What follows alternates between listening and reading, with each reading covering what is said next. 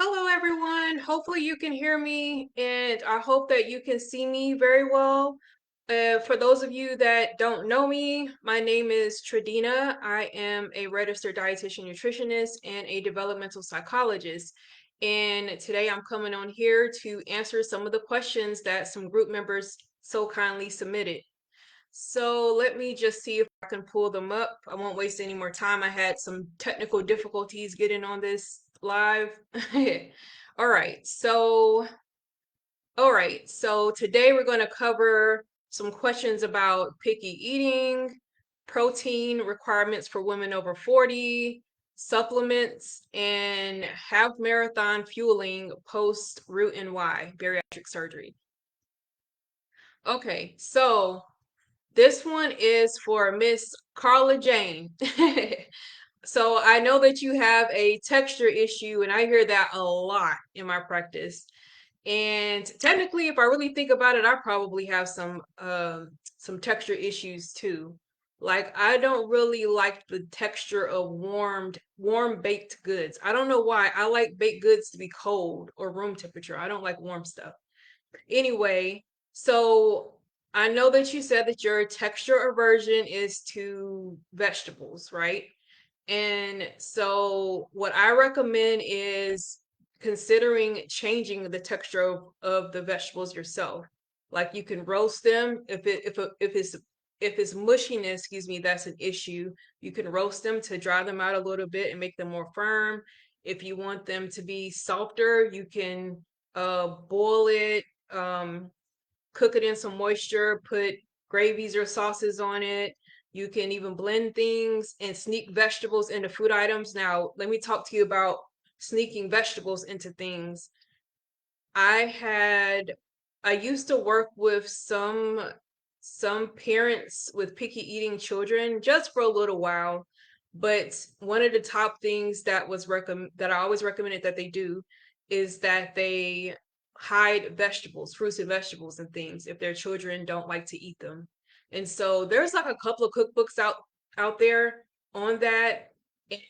So like let's say you're eating spaghetti and you know you need a side of vegetables with it, but you prefer the pasta, right? Because of the texture. So then you're gonna possibly puree any vegetables, like maybe you puree some spinach or carrots or whatever else you want to put into the spaghetti sauce. You puree it to make it a part of the sauce so that you're still getting the fiber. And some people will try to juice their produce, but I don't recommend that because when you juice things and you remove the pulp from it, you are literally removing the fiber content. Yeah, you're still going to get some fiber, some vitamins and minerals, but you're removing the fiber content. So it's sort of counterproductive. Let me see what else about that. So other sources of fiber without weird textures. Usually people with texture issues can tolerate beans, um, and soups and things like that. But just play around with the textures, I guess is what I can say. And if you really can't, you just have to find ways to like make the texture the way that you want it. So I know that that's not like a very detailed answer, but I think it's a good starting point because you need fiber, you have to have it, and you need those nutrients in that produce. So you have to find a way to get it down. Now, for me personally, um, you know, I want to say, well, let me scale back a little bit. All right, so let me see. Okay, so going back a little bit to fiber needs. Um, so the recommendation for women is to have about 25 grams of fiber per day, and that's for most women. If you are in menopause, sometimes it's a little less. If you're pregnant, that may change a little bit. For men, you want to get about 30 grams of fiber per day. And let me see, what else is there? Okay, so this next question is from Miss Erica. All right, so you're 3 years post RUNY and you're running a half marathon. Yay, that's incredible. All right, so you said that you tried to get you try to, use simple carb gels, those 30-gram simple carb gels. But the issue is that sometimes those carb gels, because they're simple carbohydrates or simple sugars, I guess you can call it can cause dumping syndrome in some people, especially if you've had a bariatric procedure. And so what I would recommend is don't try to refuel with anything new on race day. Like stick with what you already know that works. And then also bring your own food. Don't try to use those gels and stuff like that. Like you can use maybe you can on Amazon they sell those little refillable packs. I'm sure you've seen like the applesauce packets that people can squeeze, the little packets. Well, they have those on Amazon that you could put your own stuff in. You could puree things like sweet potato, or maybe you can make some rice balls. You can also put banana in there. Um, Rice balls, I don't mean put in the little puree thing, but you know what I mean. You can just have them. Make your own little energy balls from some dates or something like that. So look online and make some little energy balls that you can just munch on and make yourself, and make your own little treat with to refuel, instead of using the things that are probably very high in sugar and can cause you some digestive issues on the day of the marathon, or before then.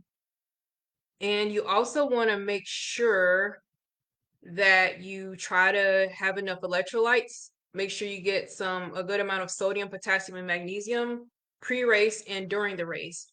And also, if you have to use those gels, try to find gels that have less than 10 to 15 grams of simple carbohydrates per serving. Not 30. That's going to be too much for you. So about 10 to 15 grams, that would be a little bit better. Because what happens is those simple carbs or those simple sugars, they draw water to itself and it causes osmotic diarrhea. So that's what happens there. Okay, so let me see. What's the next one? See, I have a whole presentation slide prepared, but I couldn't figure out how to share it to Facebook. So what I'm going to do is I'm going to save it somewhere in the group. Maybe there's a file section in the group, or some type of folder or something, or maybe even I could put it in a comment, drop a link in the comment. And there's also links to articles below on the slide below each topic that I'm discussing. And let's see. So next time I do a live, I have to like try to make sure I try everything out ahead of time. But it's just been a busy week. And as you know, last week I was sick. Thank you, by the way, to those that wish me well and thought about me. I really appreciate it. I feel much better. That hay fever is something else.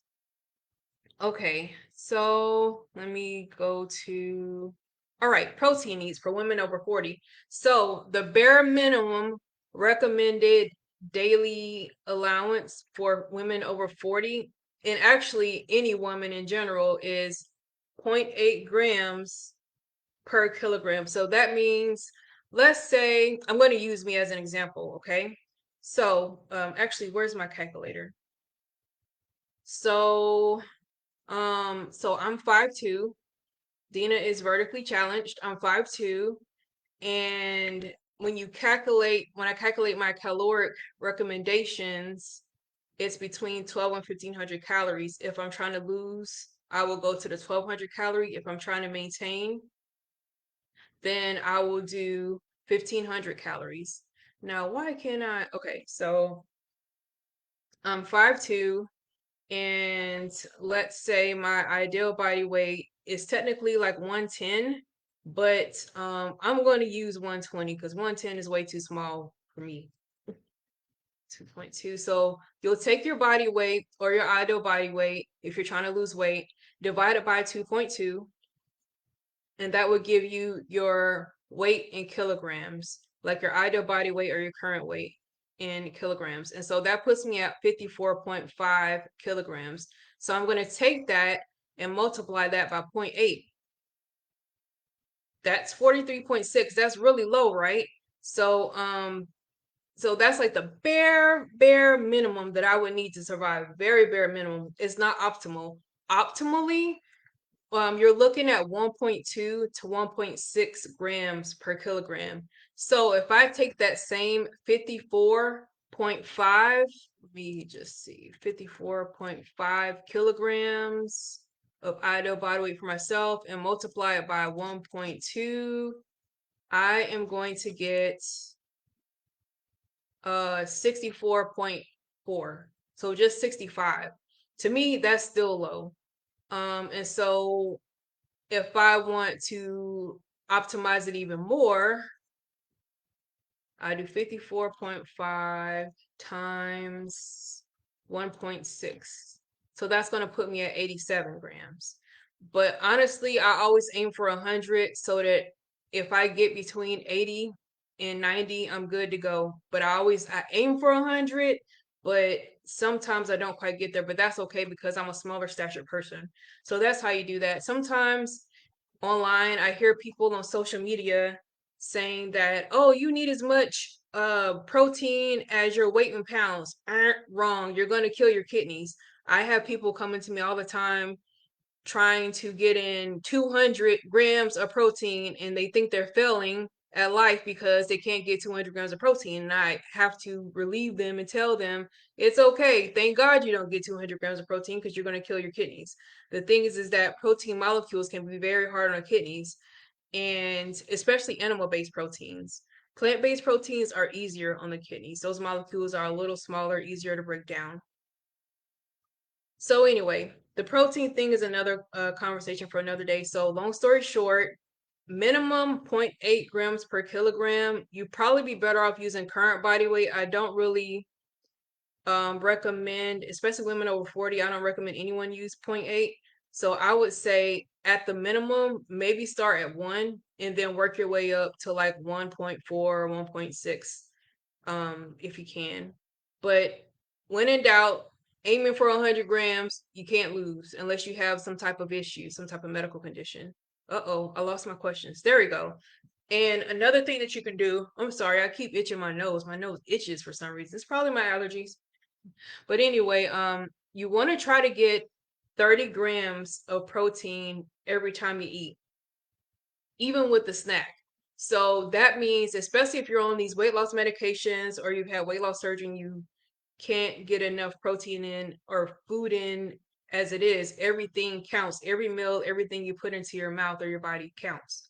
And so you can't waste the space in your stomach on random food items like potato chips. That's not going to give you any protein. So you have to always be thinking about, hey, what can I get to meet my protein requirements? Because when you can't eat a lot, now it's survival mode. It's not about um, what you feel like eating or what you feel like eating or what you want to have, what your taste buds crave. No, you are in survival mode if you can't eat a lot of food. So you're going to have to suck it up, buttercup, and get that protein in. I know a lot of people say, oh, but these protein drinks, they taste so nasty.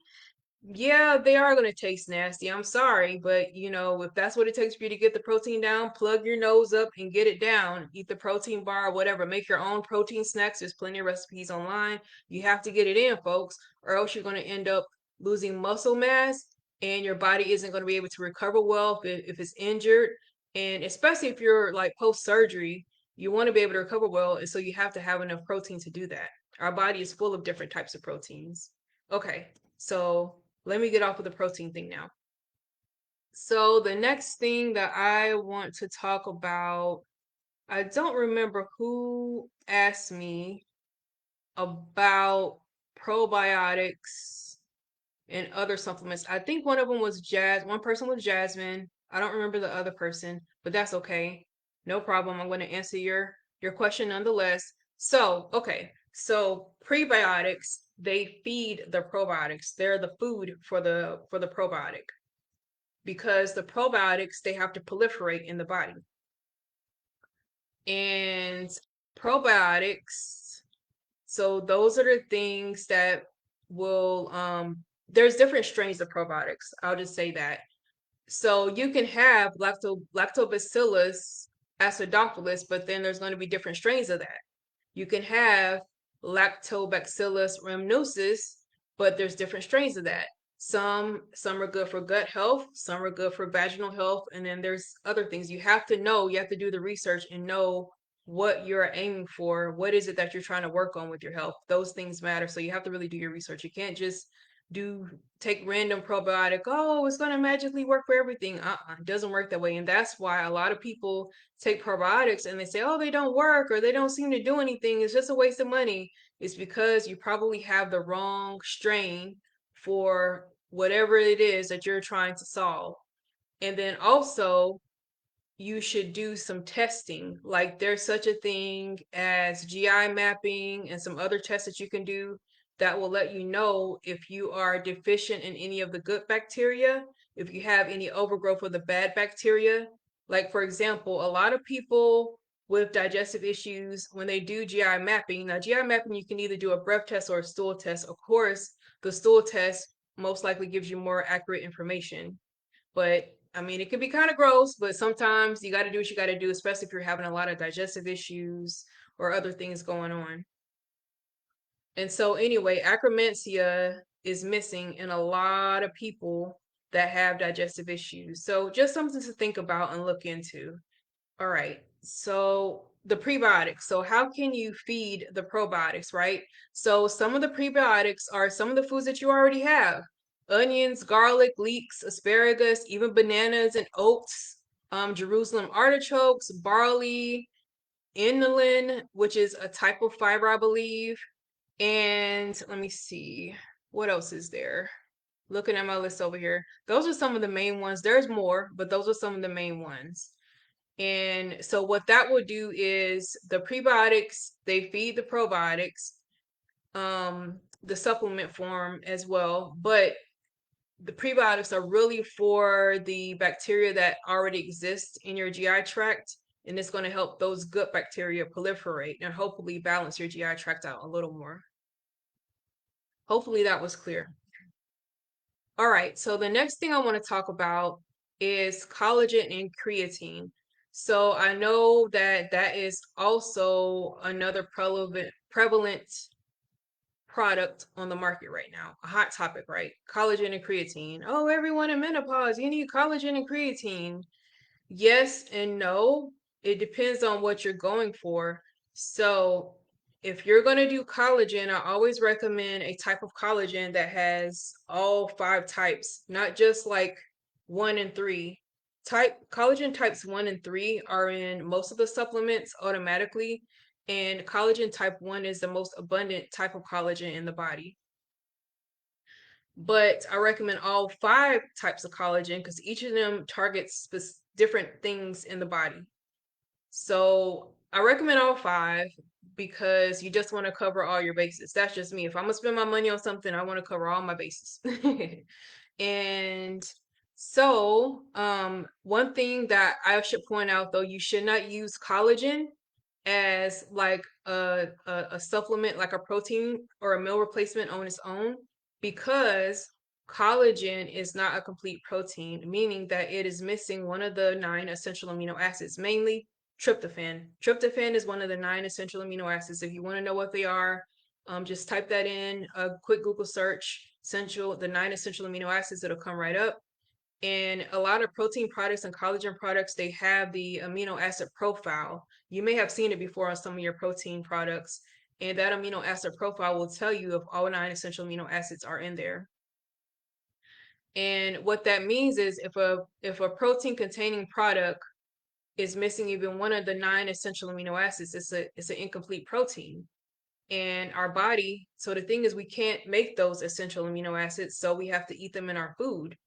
And so if you're missing one of those 9 essential amino acids, namely tryptophan and collagen, is incomplete protein. It's not going to give you everything that your body needs to use that product as a protein, a source of protein for healing, recovery, immunity, and whatever else it needs to do. So if you're going to take a collagen supplement, I know it's confusing. It'll say 10 grams of protein. Those are peptides. So proteins have a chain of 50 or more amino acids, whereas peptides have less than 50 amino acids in their chain. So they're smaller. So you're going to want to add collagen to your protein intake for the day, not in place of, but add it to. Technically, you can complement the protein, the collagen, excuse me, with other sources, but that's another combo for another day. I do have videos on my YouTube channel about protein and doing that and how to complement proteins and qualities of proteins, and not all proteins are created equal. So I recommend that you check that out on my YouTube channel. Maybe I'll link that in the comments after this video. All right, so let's scoot over to creatine. Okay, so creatine. All right, that is a big buzzword these days, right? So the recommendation is to focus on, if you're going to take it, creatine monohydrate. Creatine monohydrate. And that is 3 to 5 grams a day, or 3,000 to 5,000 milligrams if you're using milligrams. Okay, so it is well studied. It's generally safe, but the thing is, it attracts a lot of water to it. And so you want to make sure that you have a lot of water so that you don't dehydrate yourself. And that's how people end up damaging their kidneys when they take creatine supplements, or even some of these other supplements. They don't replenish the water that the creatine draws to itself in your muscles. So creatine, it supports muscle mass and strength. It prevents something called sarcopenia, and it helps with bone density in women 40 plus. It has cognitive health benefits as well, especially women with brain fog that we have going on in perimenopause and menopause. It's been shown to help with that. And it can be one of the underutilized supplements in women. So I would just say do your research, make sure like it's a good quality, pure form. It doesn't have a lot of fluff in there that can cause you issues. And always, even with the collagen and the probiotics or any supplements, always talk to your doctor first. Speaking of, I didn't say this in the beginning. I'm gonna go back. This is a disclaimer. Everything that I'm talking about here today is all educational. You haven't hired me as your dietitian, so I unfortunately I can't say that this is what I recommend for you specifically. This is just general education, good to know information. If you want to know things specific like nutrition, nutrients, macronutrients, micronutrients specific to your situation, then we can work together one-on-one. But this is like for the masses, for anyone that sees this. So I cannot say that this is a medical recommendation. This is just for educational purposes only. Okay. So let me see. All right, so we talked about creatine, collagen, probiotics, and prebiotics. Yeah, so that's pretty much it. So here's something that I do want to talk about briefly that I see a lot. Let me close this thing down because it's kind of in my way. Okay, so what I see a lot in a lot of the GLP-1 bariatric surgery groups, or weight loss groups in general, is people saying, "Oh, what do I need a dietitian for? The medication or the surgery does everything for me. Why do I need a dietitian?" Lies. All lies. Because most of you, I'm gonna be honest, and I'm gonna hurt your feelings right now, you still don't know how to eat. And so 1 to 2 to 3 years after surgery, weight's gonna come back because why? You didn't learn how to balance your meals, you didn't work on those behavioral changes. Same thing. People are really scared to get off the injections, the weight loss pills, or whatever you're taking to lose weight, whatever medication. And you should be, if you haven't worked on your behaviors or your eating habits. That is what we're here for. It's not just to address serious like medical concerns like food aversions or allergies, or just diabetes or other serious medical conditions. We can also help with those things. We're not the food police. We are not. Now wait a minute, let me step back a little bit. Some dietitians are the food police, but not this one. I'm not the food police, okay? I eat cake every once in a while. I eat candy, not all the time. There's a moderation component to it, but I'm very much so you can have anything you want to eat in moderation. Just don't go ham on it. And another thing is that people think that dietitians are just for meal plans. Meal plans, meal plans. Who do you know that has ever followed a meal plan to a T? Maybe maybe some people. I have followed a meal plan once or twice in my life to a T, but it's like everything else, right? It just after some time you get sick of it. That's why it's better to work with someone like me who can take the things that you like, the food that you like, things that you already eat, and let me help you modify that so that you can continue to eat the foods that you enjoy with some slight changes to make it healthier and more balanced for yourself. All right. So I think that's it for today. I don't want to take up much more of your time. Um, I believe I've gone live in this group another time before, but not to this extent. So please let me know what you think. If you have any other questions, I'm not sure if I'll do another live or not. It depends on the feedback I get and whether or not you think it's valuable. All right. So feedback, please. If I don't get any feedback, I'm going to assume you hated it and I'll never do another live again. All right, y'all. Have a good Saturday. Bye.